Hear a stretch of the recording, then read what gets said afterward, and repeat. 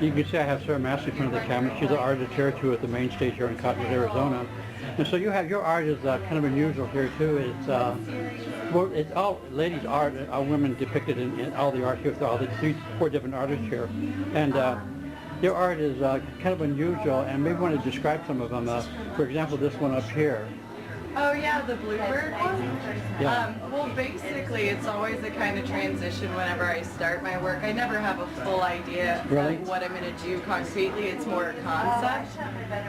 What I've really been influenced by for the last couple of pieces is the idea of integrating some kind of words, doing the wash, but having it kind of tell a story. So there's actually the words behind there for Somewhere Over the Rainbow. And it really was one of those that revealed itself to me slowly and ended up with the idea of There's No Place Like Home, which I'd kind of forgotten The Wizard of Oz was all about. But Is your art kind of based on kind of dark?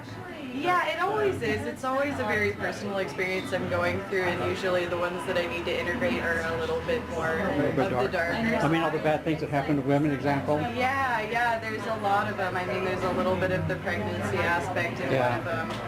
Very much, I even drew in for the one on the far side, another person in which they were holding. So it's the idea of maybe losing a loved one or kind of to be interpreted. But I grew up as a dancer, and so I think it's very easy for me to express emotions. Well, it really kind of fits into the event here, because the Women's Sanctuary, which is really for abused women, so it kind of really fits into the event here going on here.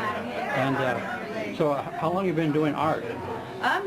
On and off my whole life, but really more seriously since I moved to the Verde Valley, which was about 3 years ago. Where from? Yeah, from Houston. From Texas, huh? Texas lady. Exactly. Burn out on the big city, go to the tiniest town that there is. We've all done that, haven't we? Well, but it was great. It was such a supportive art community where they literally just kind of pulled the art off my walls for a couple shows before this. It's always something that I've done and loved, but it's such a tangible thing to actually do and put out there. So did you start as a child? I started drawing. The drawing was the really big part. The painting is the thing that followed a little bit later in life, but There's really unique and different kind of art here. I know you're helping out the Women's Sanctuary. You're having kind of an auction or a silent auction every day. We are, and then 10% of the proceeds for anything that would sell tonight are actually going to go to the sanctuary. A lot of that was actually Annabelle's idea, but it's such a great way to help. Well, just from her own personal experience, how the community helps. But it's one of the things I love about this area is you kind of take care of your own, and you do what you can to benefit, and it's such an easy, obvious thing to do for us. So yeah, it really is. And the great thing about helping the sanctuary, because they really do need that help. It's a shame what goes on today against women, But that's worldwide, It's a shame it doesn't happen, Before I let you go, Sarah, do you want to give out an email address or a phone number or Sure, website? If you guys ever want to get in touch with me, just email me at IAM.SMART at hotmail.com. So Sarah Massey Art. Thank you guys so much. And before I let you go too, Sarah, it's really nice of Rebecca and Christopher putting this venue together and letting you come and showcase your art and doing what they're doing.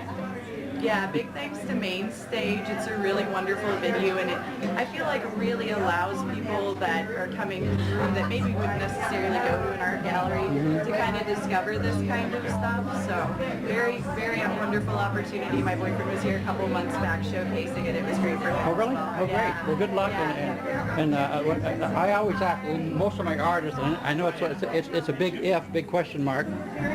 Are you able to make a living off your art?